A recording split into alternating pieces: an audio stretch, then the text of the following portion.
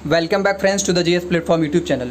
दोस्तों, आज की वीडियो में हम बात करेंगे उत्तर प्रदेश में आने वाली प्राथमिक शिक्षक भर्ती 2021 की, जिसको हम आम बोलचाल में सुपर टेट के नाम से जानते हैं कि ये भर्ती लगभग किस महीने तक आएगी। तो आप ये मान के चलिए ये भर्ती लगभग आपका इस भर्ती का जो पेपर है वो आपका दिसंबर तक हर हाल में हो जाएगा। तो अभी से लगभग 6 महीने हैं।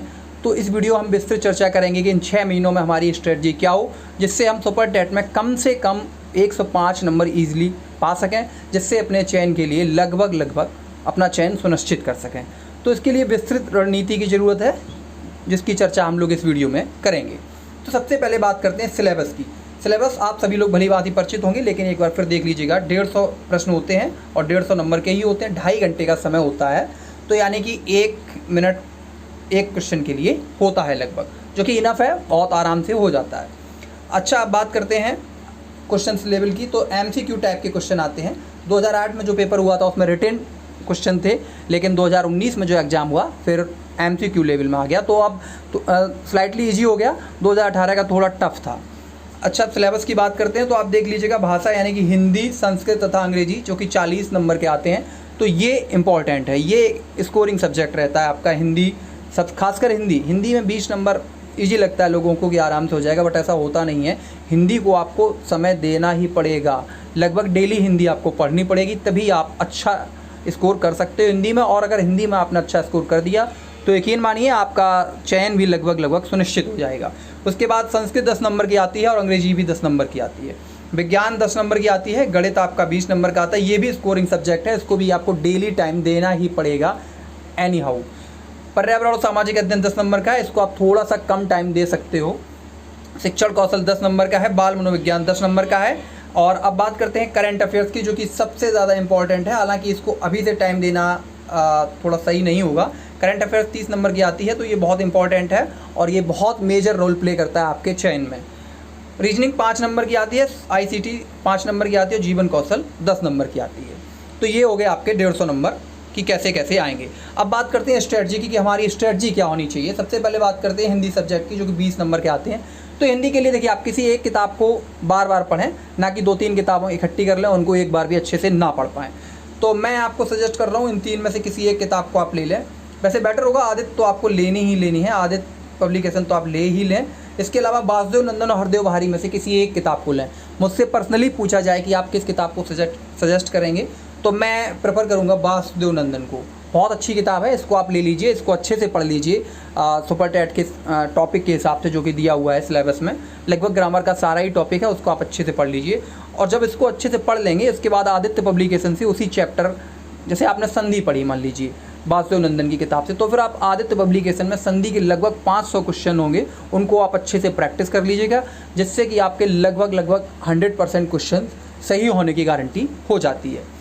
तो बेस्ट यही रहेगा कि आप वासुदेव नंदन या हरदेव बहारी में से किसी एक किताब को लें। मुझे पर्सनली वासुदेव नंदन अच्छी लगती है। अगर आपको हरदेव बहारी आपके पास है तो फिर आपको वासुदेव नंदन लेने की कोई ज़रूरत नहीं है, बट हाँ, आदित्य पब्लिकेशन आपको लेनी है, ये आप जरूर लें क्वेश्चन प्रैक्टिस के लिए।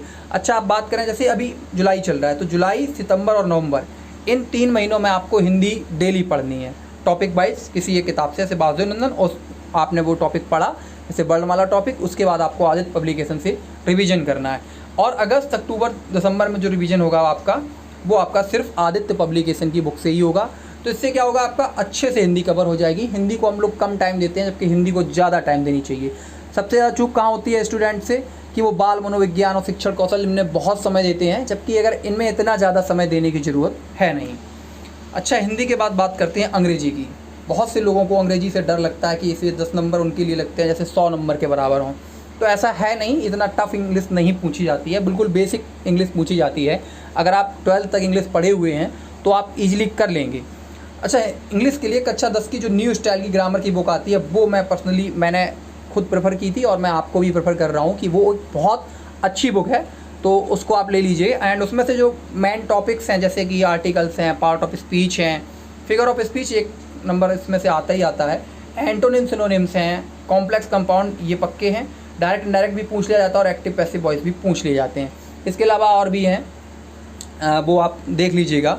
तो इस बुक को अच्छे से पढ़ लीजिएगा, कक्षा 10 की न्यू स्टाइल की ग्रामर बुक। इसमें जो ग्रामर सेक्शन दिया होता है वो आप पूरा पढ़ लीजिएगा, लगभग 1 या 2 बार। तो आप मान के चलिए कि आप सेफ स्कोर इंग्लिश में कर पाएंगे कम से कम 6 से 7 नंबर का। संस्कृत की बात करें तो संस्कृत ऐसा सब्जेक्ट है जिसमें मैं खुद कमज़ोर रहा था, तो मैं आपको कुछ बहुत ज़्यादा इसमें सजेस्ट नहीं कर सकता हूँ। सिर्फ आपको इतना बता सकता हूँ कि आप किसी एक अच्छे पब्लिकेशन की किताब ले लें या किसी कोई अच्छा कोचिंग का नोट्स ले लें और बस उसको बार बार पढ़ें, क्योंकि संस्कृत में 2 या 3 क्वेश्चन ऐसे होते हैं जो अगर आपने हिंदी अच्छे से पढ़ी है तो आप संस्कृत में वो कर ले जाएंगे। तो संस्कृत में मान के चलिए अगर आप 5 नंबर भी कर पा रहे हैं तो आप सेफ पोजीशन में हैं, क्योंकि संस्कृत लगभग सभी की, अब ऐसा मान के चलिए इसकी इंग्लिश अच्छी होगी उसकी संस्कृत अच्छी हो, ये बहुत ही रेयर होता है। तो आप अगर इंग्लिश संस्कृत में से किसी एक में बहुत अच्छी आपकी कमांड है तो दूसरे में अगर आप थोड़ा सा कम भी ध्यान लगाते हैं तो आपका काम चल जाएगा, लेकिन दोनों आपके बेकार नहीं होने चाहिए, इंग्लिश और संस्कृत। कोई एक तो ऐसा होना चाहिए जिसमें आप ये कह सकें कि कहीं से भी पूछ लो। मतलब मेरा मतलब ये है कि कहीं से पूछने का मतलब ये 10 में से 8 या 9 नंबर आपके आराम से कॉन्फिडेंस से आ जाए। अच्छा, विज्ञान की बात करते हैं। विज्ञान जो कि 10 नंबर की पूछी जाती है, तो इसके लिए जो कि उत्तर प्रदेश बेसिक एजुकेशन की जो कक्षा 6, 7, 8 की किताबें हैं वो आपको पढ़ने चाहिए। बहुत ही अच्छी किताबें हैं, बहुत ही सरल भाषा में लिखी हुई हैं, तो उनको आप ज़्यादा से ज़्यादा बार पढ़ लीजिए।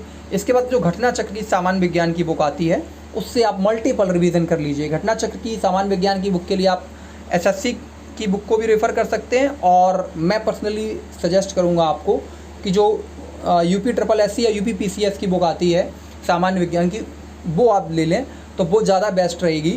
घटना चक्र की विज्ञान की 10 नंबर आपके मान के चलिए, 10 में 10 नंबर आप मान के चलिए अगर घटना चक्र सामान्य विज्ञान की बुक आपके पास है, UPPCS वाली पूर्वालोकन नाम से आती है, तो आप आराम से कर ले जाएंगे 10 नंबर। बहुत अच्छी बुक है, बहुत सारे क्वेश्चन हैं उसमें फिजिक्स, केमिस्ट्री और बायो की।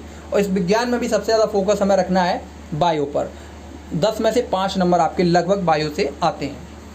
अब आई गणित की बात, तो गणित में देखिए किसी एक किताब से आपको पढ़ना है जिससे कि आपका क्लियर हो जाए कि कैसे क्वेश्चंस आते हैं। RS अग्रवाल या SD यादव, अगर आपको मल्टीपल रिवीजन करना है तो आप SD यादव की बुक ही ले लें, जिससे कि आपके क्वेश्चंस प्रैक्टिस बहुत अच्छे से हो जाएगी। हालांकि बहुत मोटी बुक है लेकिन बहुत हेल्पफुल रहेगी आपके लिए। और इसके अलावा आप अधिक से अधिक क्वेश्चंस प्रैक्टिस करें डेली मैथ के लिए। तो मैथ के लिए तो ये है कि पहले आप अगर आप बिल्कुल कमज़ोर हैं मैथ में तो किसी ट्यूटर की सहायता ले सकते हैं, यूट्यूब से पढ़ सकते हैं या किसी ऑफलाइन कोचिंग से पढ़ सकते हो आप। इसके अलावा SD यादव या RS अग्रवाल में से किसी एक की बुक ले लीजिए। बहुत ही ल्यूसिड भाषा में, बहुत ही सरल भाषा में लिखी हुई ये दोनों किताबें हैं। आप घर पे भी खुद से भी पढ़ सकते हैं इन बुक से, बट ये है कि ट्यूटर के पढ़ाने से ये होता है कि थोड़ा ट्रिक्स वगैरह आपको मिल जाती हैं जिससे कि आप कम समय में क्वेश्चंस को सॉल्व कर ले जाते हैं, तो वो थोड़ा बेस्ट रहता है। और आप अधिक से अधिक क्वेश्चंस की प्रैक्टिस करें। मैथ डेली लगाना है आपको, जुलाई से लेकर दिसंबर तक मैथ डेली लगाना है आपको। एक टॉपिक डेली ले लीजिएगा कि हाँ मैं जैसे एक वीक में नंबर सिस्टम है तो हमें 3 दिन पढ़ना है, फिर 3 दिन SCF LCM, तो ऐसे आप पढ़ते चले जाएंगे। अगर आप एग्जाम्पल्स ही लगाते रहे तो 20 में से 10-12 नंबर आपके आ जाएंगे। तो मैथ डेली पढ़ना है, ये आप मान के चलिए। अगर आपको सुपर टेट में सिलेक्शन लेना है तो मैथ हिंदी आपको डेली पढ़ना ही पड़ेगा, तभी आप सुपर टेट में सिलेक्शन पा सकते हैं अगर आप एवरेज स्टूडेंट हैं तो। इसके बाद हम बात करें पर्यावरण और सामाजिक अध्ययन की, यानी कि EVS की जो 10 नंबर की आती है। तो EVS के लिए आप राज होलकर सर की एक PDF आती है, आपको गूगल पे कहीं भी आप डाउनलोड कर लीजिएगा, मिल जाएगी। बहुत ही अच्छी है, उसका प्रिंट आउट निकलवा के रख लीजिएगा, उसी को मल्टीपल बार पढ़िएगा, क्योंकि 10 नंबर के टोटल है तो उसमें EVS के 3 या 4 क्वेश्चन ही पूछे जाएंगे। उसके लिए किसी एक EVS की किताब को पढ़ना बेवकूफ़ी होगा। तो देखिए स्मार्ट स्टडी करना बहुत ज़रूरी है। तो राज होलकर सर की जो PDF है EVS की, बहुत ही बेस्ट PDF है। लगभग आई थिंक 29 से 30 पेज हैं उसमें, और वो बेस्ट हैं इसके लिए।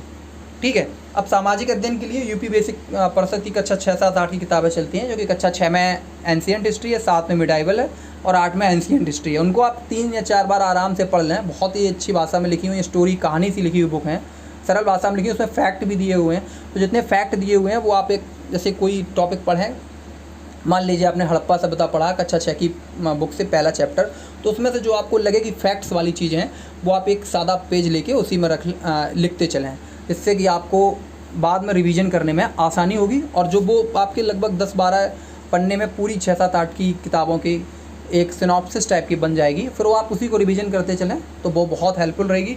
इसके अलावा आप लुसेंट सामान्य ज्ञान से फिर बाद में रिवीजन कर लें। लुसेंट सामान्य ज्ञान की बुक भी आपको पढ़नी है। जितने टॉपिक आपके सुपर टेट से मिलते हो और वो लुसेंट सामान्य ज्ञान में अगर हैं तो वो आप लुसेंट सामान्य ज्ञान की जो नीले कलर की बुक आती है, अब शायद हो सकता है कलर चेंज हो गया हो, मैंने जब पढ़ी थी तब नीले कलर की आती थी, तो उससे आपको पढ़ना है। अब शिक्षण कौशल की बात आई तो शिक्षण कौशल जो है वो 10 नंबर का आता है। ये ऐसा टॉपिक है जिसमें लगभग सारे स्टूडेंट्स सेम हैं, किसी को ज़्यादा वेटेज नहीं है, क्योंकि इससे सभी अनभिज्ञ टाइप के रहते हैं। तो इसके लिए आप जैसे सुपर टेट के लिए किसी एक किताब को तो फॉलो करेंगे, गाइड लेंगे किसी एक, जैसे अग्रवाल एग्ज़ाम कार्ड की आती है, अरिहंत की आती है, किसी और प्रकाशन की बुक आती होगी, तो वो तो आप लेना ही लेना है एक गाइड। तो उसी गाइड को लेने पर जो उसमें शिक्षण कौशल का टॉपिक दिया होगा वो आप बहुत अच्छे से पढ़ लें। अच्छा, मेरा क्या है कि मैं मैनपुरी के पास में ही रहता हूँ और में, तो मैनपुरी में एक सर हैं विक्रम सर, वो कोचिंग चलाते हैं TT सीटेट जॉन, तो उनकी जो किताब थी मैंने उसी से पढ़ा था, और आप बिलीव मानिए मेरे 10 में से 10 नंबर आए थे। मतलब मैंने 10 में से 10 क्वेश्चन सही किए थे ये शिक्षण कौशल वाले टॉपिक में, जबकि उस टाइम रिटन एग्ज़ाम था, यानी कि ऑप्शंस नहीं आते थे, खुद से लिखना पड़ता था। तो बहुत अच्छी बुक थी, मतलब 30 या 35 पेज थे, बहुत फैक्ट्स टाइप की बुक है, बहुत अच्छी बुक है। अब बाल मनोविज्ञान की बात आई तो बाल मनोविज्ञान जो है वो आपका 10 नंबर का आता है। मैंने जो पढ़ा था विद्या पब्लिकेशन और वो विक्रम सर वाली बुक से पढ़ा था। तब यूथ कंपटीशन इतना पॉपुलर नहीं था उस टाइम 2018 में, तो इसके आप किसी एक बुक से पढ़ लीजिए, विद्या से पढ़ लीजिए, BTC वाली बुक से पढ़ लीजिए, B.Ed वाली से पढ़ लीजिए, या किसी और प्रकाशन की बाल मनोविज्ञान की बुक से पढ़ लीजिए, किसी कोचिंग के नोट से पढ़ लीजिए। पढ़ना ज़रूरी है, सिर्फ एक को ही पढ़ें, मल्टीपल बार पढ़ें। देखिए एक सूत्र होता है LR MR, तो यानी कि LR का मतलब है लिमिटेड रिसोर्सेज रखिए आप, और MR यानी कि मल्टीपल रिवीजन करिए। किसी एक बुक को आप लिमिटेड रिसोर्स अगर रखेंगे और उसका मल्टीपल टाइम्स रिवीजन करेंगे तो वो आपके लिए बहुत हेल्पफुल होगा। अच्छा, इसके अलावा आप किसी भी बुक से अगर बाल मनोविज्ञान पढ़ते हैं तो वो पढ़िएगा, एंड यूथ कंपटीशन टाइम्स की बुक से आपको प्रैक्टिस करना बहुत ज़रूरी है।